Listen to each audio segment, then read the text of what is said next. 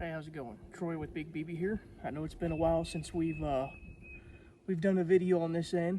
The reason for that is I was recovering. Let's just say that Mother Nature let me know that I'm still mortal. I can still be hurt, and using the power of the sun, she hurt me pretty bad. All right, so I'm recovering. I can walk again. My legs look like I literally walked to a fire, but I respect the sun and Mother Nature a lot more, and I will be using sunblock in the future. But the purpose of this video right here that I wanted to put out, I had some dude comment on one of my videos, something to the effect of, I need to take care of that chicken wing.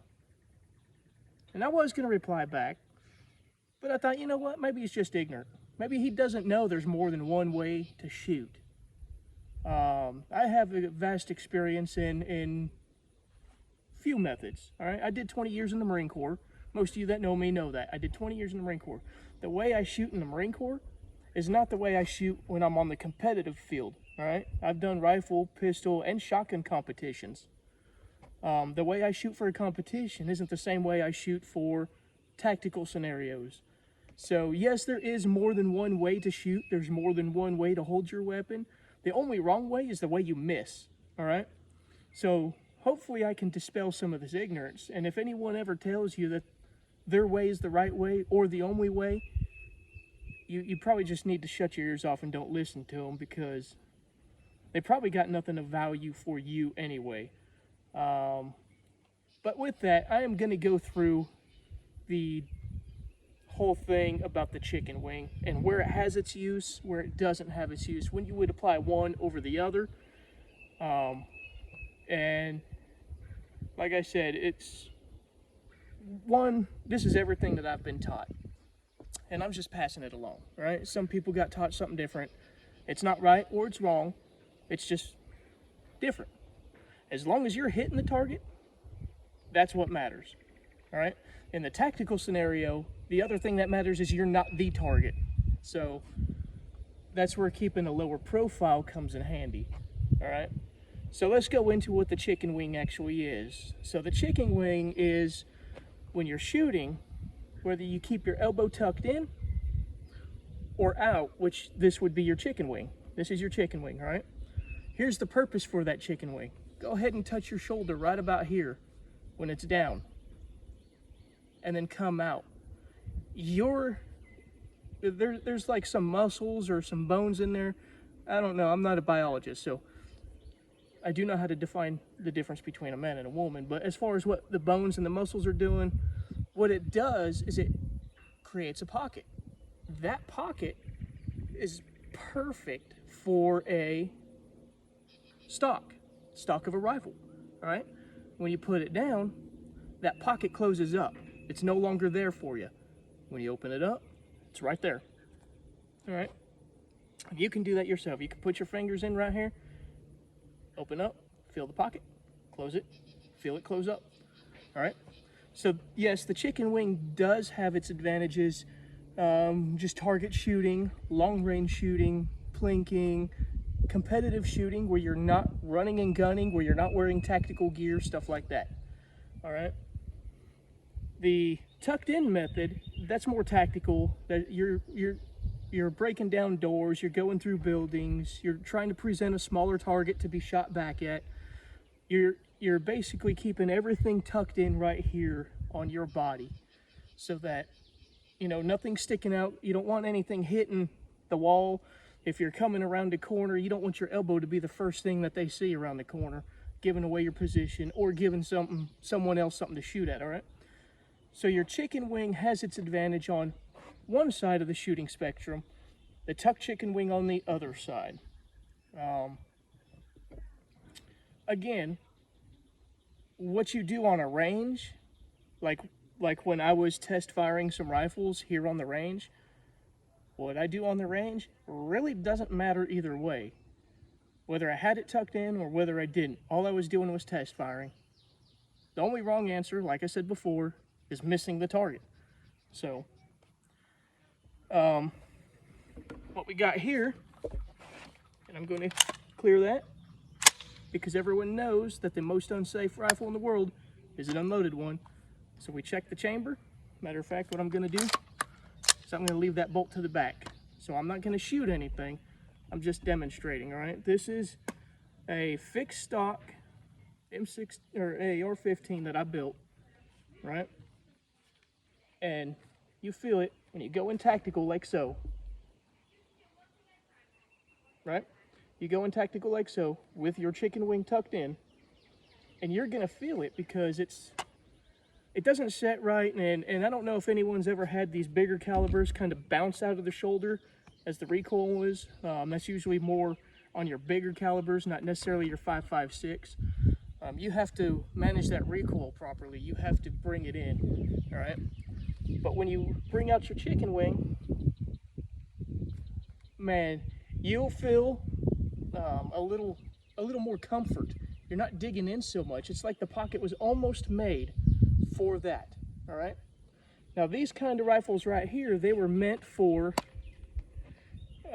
you having to mold yourself around the gun, right?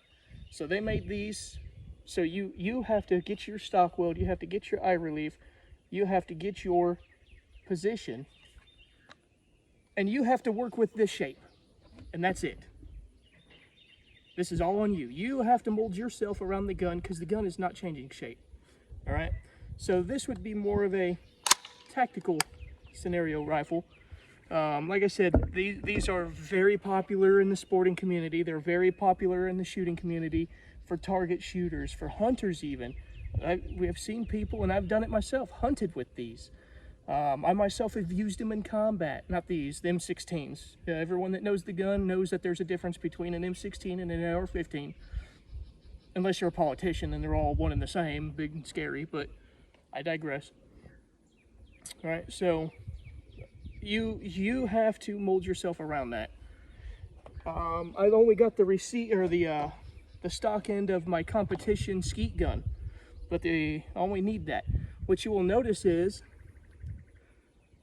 you got a comb here that's adjustable, not only left and right, but up and down. And you got the end piece right here, up once again, up and down, left and right. So now you have a competition gun that you can use to shape it to you instead of you shaping yourself to the rifle. When I got into competitive shooting, this thing right here was like, it's like the best thing since sliced bread. I no longer had to be uncomfortable just to shoot well. I could make this match me, and my shooting is vastly improved, all right? Now I have to shoot the rifle as I can fit myself around it. Now, don't get me wrong. There are stocks you can put on this that have that same adjustment. They have adjustable combs, they have adjustable back plates. The M4s nowadays, they have the 6-position stock, so you can manipulate your length of pull, right? Which is the length that from your trigger to your stock, that's your length of pull. And so you're not reaching forward, or you're not way back here. You got to keep that fine medium. Again, I'm very basically scratching the surface on this topic, all right? If you want to know more about it, come on in and get some training. But the purpose of this one, because like I said, comments like that, I didn't address that, and I waited till I was healed to address it in a video like this, because I think it's wrong for people to assume that there's only one way to do something. There is not. There are multiple ways to do something, all right? If you come here for training, I am not going to teach you this or this. I'm going to let you do what's more comfortable to you or what's natural to you. Why? Because the only wrong answer is missing, all right?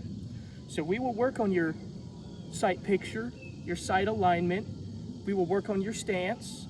We will work on all that stuff. We will work on your shouldering if we need to. But, again, there's more than one way to skin this cat. And the only wrong answer is missing. So if you use the chicken wing, and you can hit that center ring 10 out of 10 times, or you could tuck that chicken wing in and you can hit that center ring 10 out of 10 times, then neither one is wrong, all right? The only wrong answer is the scenario in which you use it. If you're in combat and you got the chicken wing up, that's obviously wrong. You presented a bigger target or something else sticking out. You're not going down a hallway with your chicken wing out rubbing against the wall, stuff like that. If you're on a range, you're long range shooting, you're plinking, and you got the chicken wing out, that's actually the best thing for this kind of shooting. I use it in competition skeet, right? Because I'm shooting at moving targets and I'm shooting a shotgun. It's a lot more comfortable shooting that gauge when it's out. So you will see me use both because I've been trained in both, all right? And like I said, if you want more on this, I've just scratched the surface. We can get down into detail, but come on in for some training. Like I said, it's free to anyone around here that wants some training. I see what's going on outside of this here property. I see the crime going up. Meridian is almost as bad as Jackson. Jackson, I think, surpassed Chicago as one of the worst cities for crime. I see what's going on. And I'm not going to try to I'm not going to try to get rich off of your fear. If you really feel like you need to protect yourself, come on in and get trained, right? And I tell that to people all the time. This isn't the movies. Just having a gun is not enough. Having a gun only increases the odds of survival. Training that with that gun will increase the odds that much more, right? So everything you do is there to increase the odds of survival, that you're going to survive a bad experience. That's what it's for. But this isn't the movies, all right? Make no mistake, let there be no doubt in your mind that something bad can still happen to you. It's unfortunate, but that's the way it is. If the other guy and you both have a gun and he gets the drop on you because he's trained with his and he's faster, your time is up. If you're not training with the gun that you have, your odds of survival, even with the gun, are lower than the guy who is training, all right? But never zero. So like I said, come on, get some training. There's multiple ways to shoot. If anyone ever tells you different, they're wrong. I'm just gonna straight up say that's wrong. There are more than one ways to do it. And if you're going to chastise someone on the way that they shoot, you might ought to figure out what their experience is, because it might be limited experience. They might not know. Or on the other end of the spectrum, they may be very experienced and they may take you through the ringer. All right. So either way, like I said, when you see something like that and you say something like that, I just kind of chalk it up to ignorance. But I will also address it, so that way it gives me, one, something to do, another video to make for you guys, help make you guys smarter collectively, and two, to let everyone know that, hey, look, that ain't quite right, but there are times when it is necessary to do that or this, all right? So with that being said, that's all I got. And like I said, if you feel you need some training, come on down. I don't care if you bought ammo from me. I don't care if you bought a gun from me. Bring your own gun or ammo. I don't care. Let's get you trained up. Let's get you trained up so your risk of survival, your risk is down and your odds of survival are up. All right? I will train you to the best of my ability right here. We'll take as long with you as you need at zero cost to you. All right, and like I said, this isn't just open to the teachers because of school shootings. This is open to everybody, because not only teachers need or feel a need to protect themselves, all right? This is open to everybody. And we will start at the most basic level or wherever you're comfortable with, and we will work our way up. I use the crawl, walk, run method. First we're gonna crawl, then we're gonna walk, and then we'll go to running, all right? We will never start off running, because that is just setting you up for failure. So Like I said, now that I'm healing, expect to hear and see a lot more of me. I'm still waiting on my full auto Glock. That'll be a fun video, and whatever else comes my way.